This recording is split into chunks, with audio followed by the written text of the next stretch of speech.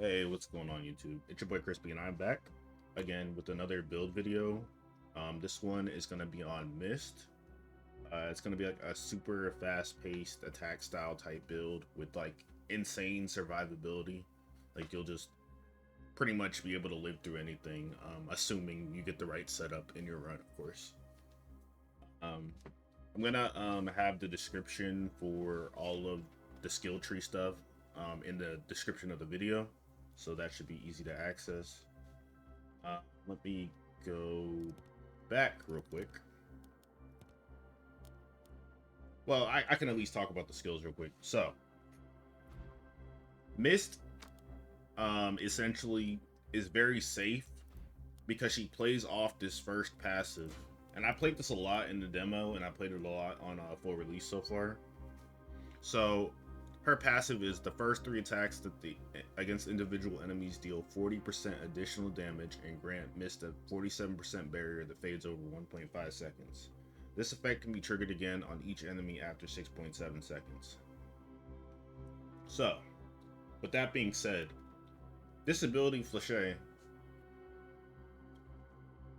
has 3 charges. Yes, it has 3 charges. Each of these charges, or all these charges, reset at once. So, and they perform a basic attack, which is very important for how this build works. Now, destruction, again, you can just bring... I like to build for the... I like to build hybrid stats on Mist, so I'll go half AD, half ability power, whatever I can get. So I would have put like her Astrids smithing. I would have put Dream Infused Saber. I would have put the scaling ability power, which is over here, and I would have put Daylight just for oh, actually no, not Daylight, sorry. Because you don't need attack speed. It would have been just the base ability power, and then like from there it's really just whatever you like.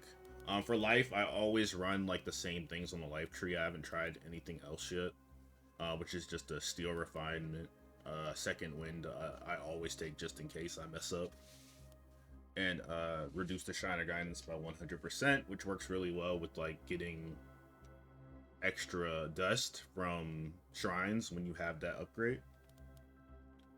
And then dodge, I would bring dodge, has 1 fewer maximum charge, but its cooldown is reduced. Oh wait, no, sorry. I would bring the 1 additional charge. But your damage is increased by 5% from enemies at max. So I would bring that.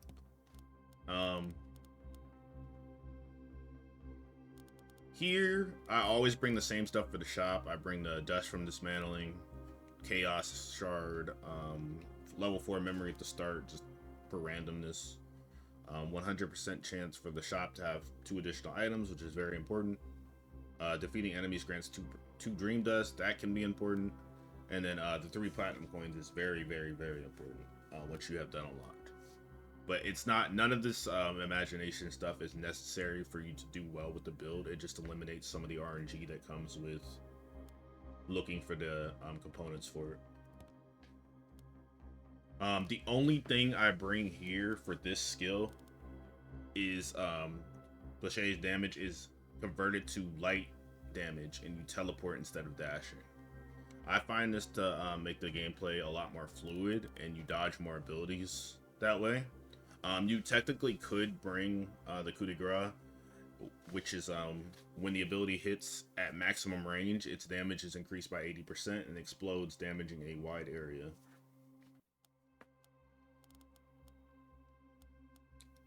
So yeah, that's pretty much what I would bring on the character. Again, I'll have that in the description, so it's easy to look at. So let me be quiet. Right here on this screen, the Deja Vu. If you do have Deja Vu unlocked from completing a run, I recommend. I think the most important thing for you to bring on this character is the chipped essence of momentum, because odds are you will get something that can heal you. If you don't, it's just an unlucky run. but I would bring this chipped essence of momentum 100%, and you're gonna put this on your Fleche, um, to make sure that it has basically no cooldown. So it's literally gonna take itself off cooldown by the time you're done using all three charges over and over and over again, and that's gonna happen after you level it up a bit to get the cooldown done, and then you're gonna level up this essence of momentum afterward to like reduce the cooldown per hit to like maybe like 1.2 1.4 seconds. I really didn't see a point of going above the maybe like 1.6. But yeah, afterward you would look for something like clemency, if you can get it. I would put that on the Fleche ability to make sure that you have better sustain, or like broken sustain. And then with the clemency, I would also go the essence of guidance. Now, this skill is really your survival skill. It keeps you tanky, and you're gonna use other skills in conjunction with it to make the build do a lot of damage. Um, so the skill that I really like running with this, which is why I go hybrid. I go ability power. I would go more ability power now that I think about it than attack damage, which I will put in the description. But yeah. So no, sorry, I would go hybrid. Sorry, I'm sorry. Umbral Edge. Umbral Edge is very very important for this build because it first of all just boosts your damage by 25%. Um, it gives you massive crit chance on basic, which every one of your but Fleche abilities are basicing every time you use them. So you're basically going to be critting every single time, doing an additional percent of dark damage on your attack, which is a lot. It adds up very quickly. With that, with the Umbral Edge, the last thing you want to look for before you can just bring whatever you like is this Arrow Storm. If you can't get Arrow Storm, it still works very well with just the first two abilities. Um, the Umbral Edge is probably not needed either, but you're not going to do very much damage without the Umbral Edge, which is why I'm saying it's in the build. And then I would go to Arrow Storm because Arrow Storm is going to fire off a lot of arrows doing attack effects, which is just going to boost your overall damage. After that, I would go like a survival kind of jumping skill. I like to bring Winter Dive because it lets me jump over abilities that are going to kill me and takes me off the map. But I'm sure there's a better option. I haven't tried too many things. Since you are doing light damage, of course you can look for this chipped essence of flow. I love this item, or I love this essence,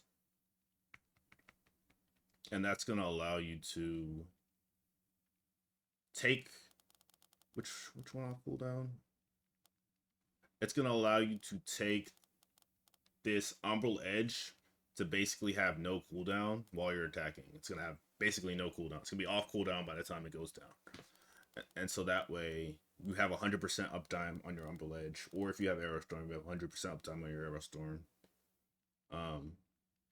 But if you had to pick and choose, Umbral Edge over Arrow Storm.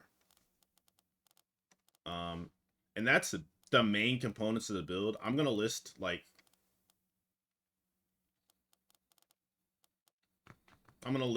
the actual components I would put on Arrow Storm and Umbral Edge in the description of the video. But for gameplay, I can pull up some gameplay. Gameplay is gonna be the sound effects are gonna be muted because I noticed my recordings were very loud for the gameplay I have. So just a quick showcase of this gameplay. It's very safe. Take note of how big the barrier is on my character when I'm playing her. And I'm attacking very, very fast. And I'm in a 96-minute run here. I don't think this is the highest difficulty, but it would still work very, very well because I played it. I just didn't record the run I had, but it worked. It works even better on the highest difficulty on full release with all the new additions they've added to the game. So like right there, I'm pretty sure I had Let me go back. I had about a 14,000 overshield. And nothing in the game is going to hit you for 14,000 damage for a very long time. So it's like very safe. As long as I'm hitting, I'm safe. And if I had to add one more essential thing to this build, I would add the let me go back into the game.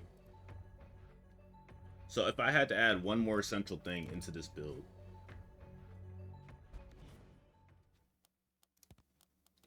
I would add this defensive item called the Chipped Essence of Protection. So it's not 100% uptime, unless you can put the Essence of Flow on it, then it's going to be 100% uptime, which also sounds very good now that I think about it. I hadn't thought about that. It's going to allow you to be unstoppable, which is going to stop you from getting crowd controlled and killed while you're trying to maintain your shield, right? So as long as you don't get hit first, you're fine. Like first when you're going into a map or something, or onto a new level of a stage. I might have more gameplay. Let me see.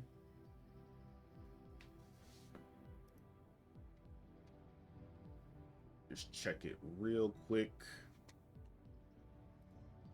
But this build, it feels very fun to play.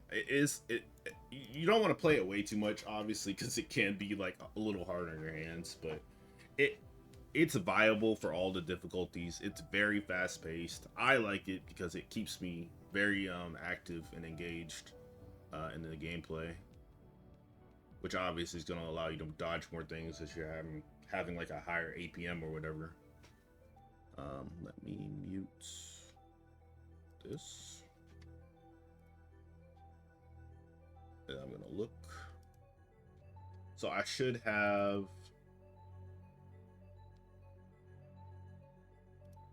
more gameplay here. 1 second.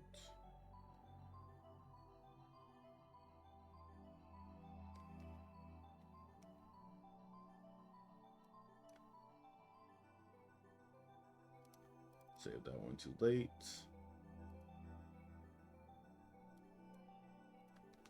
And the damage output from this build is insane. So I'm gonna pull this one up.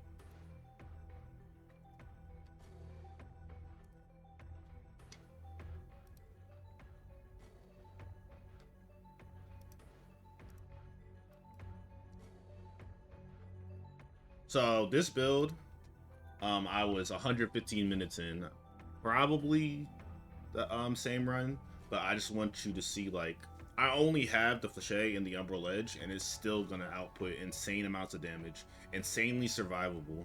Like nothing's gonna be able to take me down.